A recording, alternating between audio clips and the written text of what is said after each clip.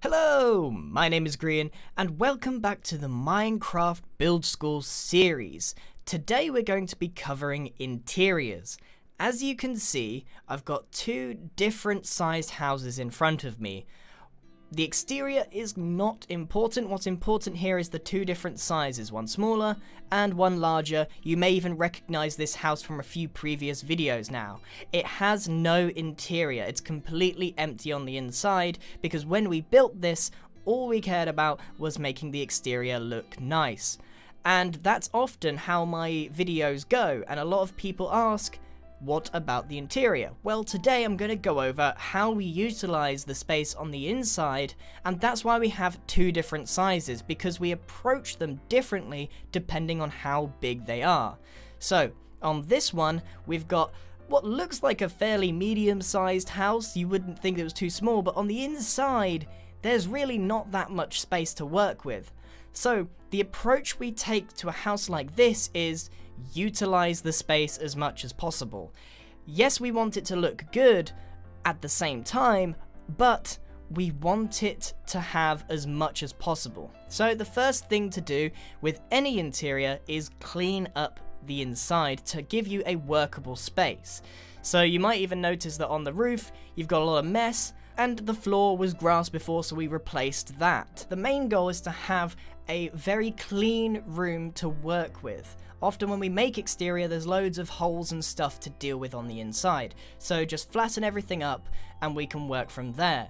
Because I've got a door here on the left hand side that's slightly above the floor, we're going to make a little platform to utilize the space for this house. Because it's so tall, we have to try and make sure that we go above and below the floor to make sure that we have enough space to put everything in. So creating this platform not only creates a bit of floor space above where our normal dark oak is, but we can also make a little basement where we can add a little kitchen in as well. The key to interior is visualizing how you're going to use the space.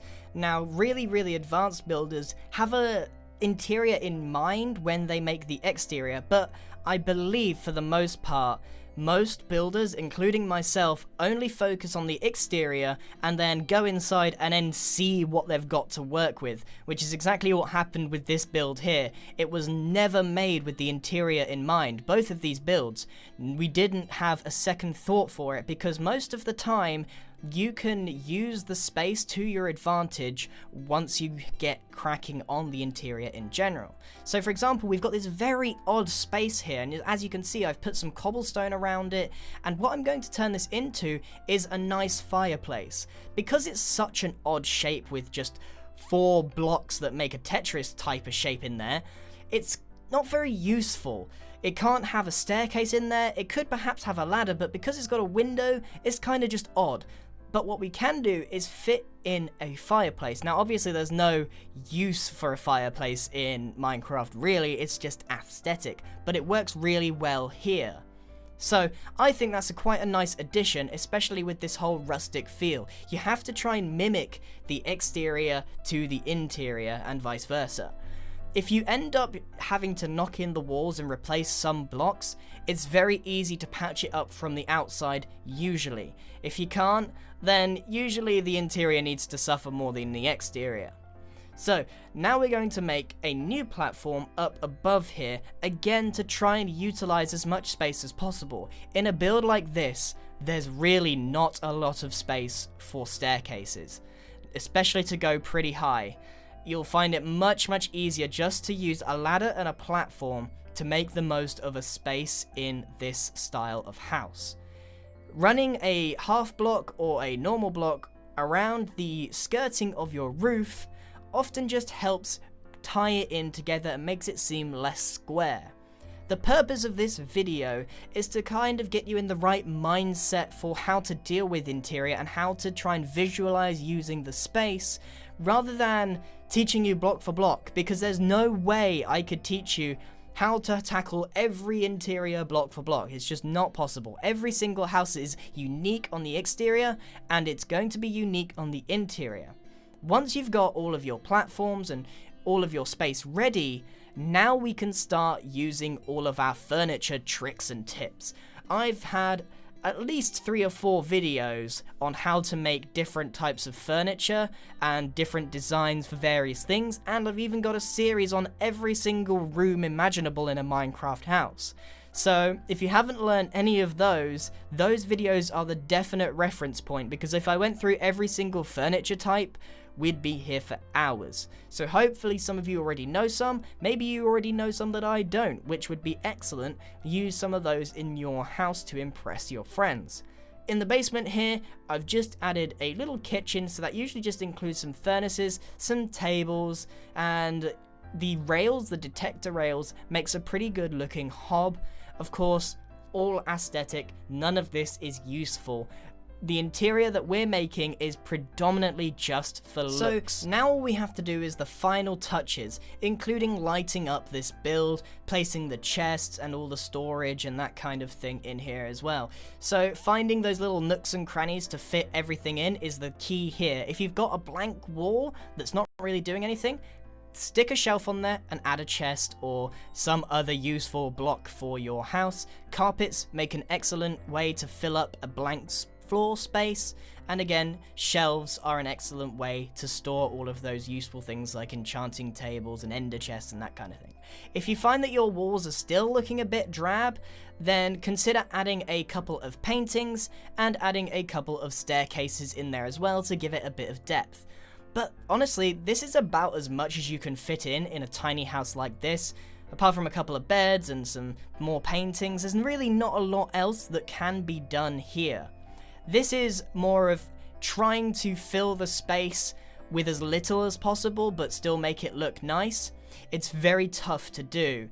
You have a much harder time with a smaller build, and it's with the bigger builds that we're able to really go nuts on it.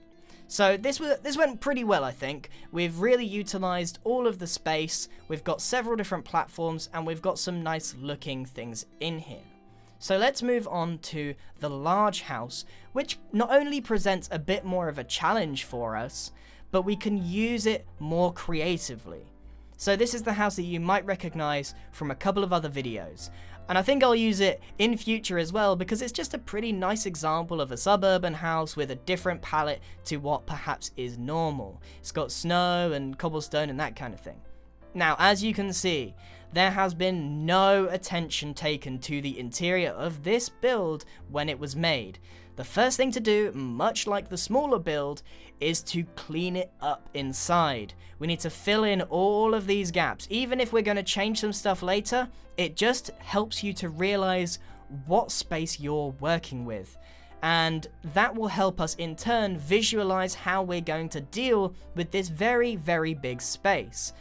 Of course, we will need to hollow out this floor and replace it with something a bit better looking. And again, I'm going to use dark oak planks because I think they look pretty good and they contrast well with the walls. Of course, palette is your personal preference here. So we're getting to the point where things are looking clean, but it's the roof up here in particular that poses the biggest problem because there's so many different shapes. So you may even want to cut off entire parts of the build and just have something fairly simple for your ceiling in here. And once you've got this space, we can finally start doing something with it. I'm using torches just to light up this place temporarily, and we'll come up with some better light sources later on. Right, so now that we've kind of cleaned it up, we want to start highlighting certain parts of it and framing. Much like we framed the outside of a build, the interior is actually no different. So you'll see that I've got this very peculiar shape next to some windows, and I've just used some acacia log to highlight it much like the outside. So that's a good tip for all of the odd spaces that you might come across inside your house. Some of them you might want to chop off and pretend like they're not there, and some of them you might want to highlight. I guess it depends how weird they are. Now that we've done that, it's time to start doing the difficult bit, which is working out where your interior walls are going to fall. So I've got a garage here, so I thought a good place to start would be to highlight where this box shape would be. Now, because this is a more modern urban kind of house, I'm actually going to make this very open plan, meaning it hasn't got many individual rooms, and because this is for one person, I'm only going to have one bedroom as well. So making your interior walls is very similar to the exterior walls. You usually only make them 1 block thick. If they're 2 or even 3, not only do you start getting a lot less space inside, it can be very difficult to work with. So I'm going to put my bedroom on top of where the garage is going to be, so I'm going to preemptively place some flooring in there. And now we have to kind of work out where we're going to be putting our staircase and how we're going to highlight where the rest of the walls are going to go. As you can see, we've only done one and we've only highlighted certain windows. So I think this place is a great area to make the staircase run up the wall, turn to the left, and go back down. So I had to take out some of the wall, which is completely fine. Some things need to be moved or removed in order to create certain features, and a staircase in a large build is one of the dominant features of the house, particularly when you walk in. So that's something to bear in mind. If you're tackling a large house where as soon as you go in, you don't want to have a tiny hallway. You want to be welcomed by a grand entrance with a large staircase. And that goes for modern, old style, the works. It's a very traditional thing to have your staircase very open when you walk in. So now we're going to create a larger platform where the other bits of the room is going to go. So I've kind of ended up splitting this house in 2. And even though we finished framing a long time ago, there's no problem with adding stuff in later.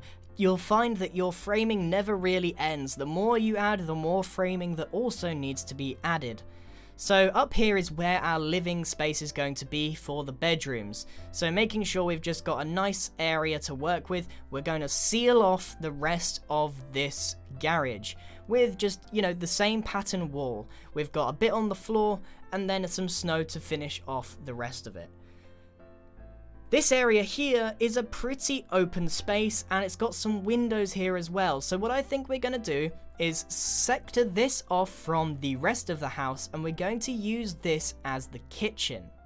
Now obviously the interior that I'm making is not for Minecraft survival.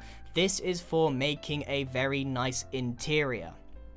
A survival interior and a aesthetic interior are very different things, and indeed a survival interior will come along when I do my survival house guide, where I will make sure that I go over how to utilize all the different rooms as best as possible. So as you can see, we're starting to make some progress here with our house, and I'm still finding things to frame even though I tidied up the build as my very first step. So adding in all this framework is key to the build. Now we're poised with the question, how do we fill this very open space if we're not doing a survival house? Well, we did it on the other one, just slightly smaller. A big fireplace is a fantastic addition to any home. It's a very nice anchor piece to center your room around. So I'm going to be doing exactly that on this build. Now if I had 1.12, I'd be using the new terracotta blocks and the new concrete blocks like no one ever has before, but unfortunately my server is still in 1.11, so you'll have to put up with some cobblestone and snow. So I've just created a very simple fireplace that just has a chimney going all the way to the top. Now it's very bland, so I decided to add some staircases in there to create some sort of depth and detail and texture. It's a very nice centerpiece even if it is very simple. It's attached to the side so it's not dominating the room. The whole room itself will tie in nicely around it. So we've got a lot to do here. Now that we've sort of sectored off where those 2 walls are going and we've got a platform for our bedroom, it's time to start adding in all of the different details of each room. So some obvious things that we can do is adding some paintings, adding some chairs, adding the kitchen and that kind of thing. And we're still using our torches to light this up, but it might be around the time to start changing what our light sources are going to be. You can put glowstone underneath your carpets in your main rooms to help light up the room in general, and just placing some staircases in a nice formation around your carpet is another great way to sort of highlight and tie in a room together. Again, this video is not about how to make furniture, it's about how to think how to tackle your interior instead of just spamming it full of furniture. That is definitely not the answer. You need to think about where your walls are going to go, how tidy it looks inside, and what the space is doing. Those are the key things. I'm going to have a couple of sea lanterns hanging from some iron fences. Because this is a more modern build and it is very open plan, there's a lot of airspace up there. So by having those two bits of lighting that are just hanging there, it helps fill that space and makes it feel more at home. It also drags your eyes down, because if you look up, your eyes will automatically follow that string all the way down to the sea lanterns and be forced downwards. So that's another very good tip. Adding staircases inside your flooring instead of just a carpet is another good way to detail a very empty looking floor. So a lot of the time when you're detailing your house, you need to see, oh, that wall looks blank, that floor looks blank, and wonder how you can fix it. But all of this is nothing compared to utilizing the shape of the base and making sure your walls are all clean and nice. I can't stress that enough. So let's make the kitchen now. I've made a kitchen design video, so I'm going to make, if I might say so myself, a very poor looking kitchen. I'm just going to add a bunch of cabinets and blocks and your standard furnace and nothing particularly special. I probably could have utilized this space a lot better. I'm using some item frames and some pressure plates to make them look like little cabinets that you can legitimately open up. Of course, they serve no functional purpose, as with a lot of this build. One thing I will point out is when you're making each of your rooms, you tend to put all of your furniture up against the walls and make sure that they fit inside the little nooks and crannies that you have. For example, I've made a little oven here with some cobblestone outlining and a little chimney, but that fits really nicely in this little crevice that I have on the side of the house. And utilizing these spaces are what's going to make your interior look really nice. So as you can see, I added some paintings, I added some more cabinets, a table, some chairs, but for the most part it's open in the center, as with a lot of this build. Upstairs we're going to be making the quick little bedroom that I talked about earlier, and again this is a throwback to a lot of the furniture designs. Because the whole base now has been pretty planned out with how it's gone for, very simple, not too many rooms, it's just a case of trying to fill it in without it looking odd, and that's easier said than done sometimes. Often enough, you might create a bit of furniture that just stands out or makes it look odd. You've got to try and make your furniture not detract from the rest of the room, and that should help you tie everything in together. So I've added a 4-poster bed, but you won't see it from down below, and I've added a bunch of little bits of furniture, often just with doors and trapdoors, and some buttons will decorate it nicely, and then some potted plants will tie it in nicely. I replaced all of the torches with a few sea lanterns on top of fences on the wall. It's a pretty nice way of lighting it up if you don't have enough natural light from your windows. Again, your exterior will determine where the windows are. So we're actually coming to the end of this build now. I've got a very open plan. Perhaps I've got too many lights on this one. If you don't like open plan and you're wondering, oh, but what do I do? Literally, all I'm going to do now is fill it in with another wall instead of having it open air, and we'll see the difference that it makes. We're just going to cover up this bedroom with exactly the same wall technique that we used earlier, and it has a different effect. You can see how much that's changed the shape of this house.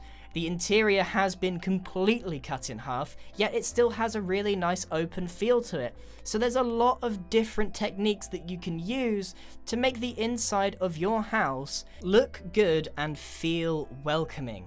And interior is much easier said than done in my opinion. I am legitimately no expert on it. I usually apply a lot of the exterior techniques to the interior mixed in with some furniture.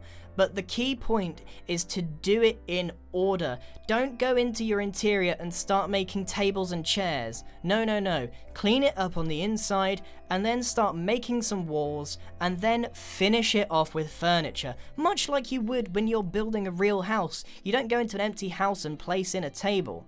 But with smaller builds, you want to try and utilize the space a bit more, which means sacrificing some of the aesthetic pleasingness of it. I'm not even sure if that's a word, it's been a long video, and if you've made it this far, thank you very, very much. I hope that you've learned something about making interior. I know that a lot of people comment that they struggle with making interior, and hopefully this helps kind of settle your mind on the process from starting, tidying it up, making the walls, and then furnishing afterwards. If you're still stuck for furniture ideas, I legitimately have over 10 videos on different room designs and furniture designs. So thank you very, very much for watching, everyone. I'm sorry that this was cut up so rapidly. That's because it was over an hour long, and there's no way that I would be able to commentate for an hour long and it would be so dull to watch.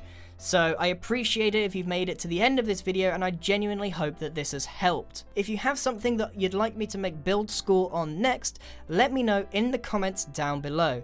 Thanks again for watching, and goodbye!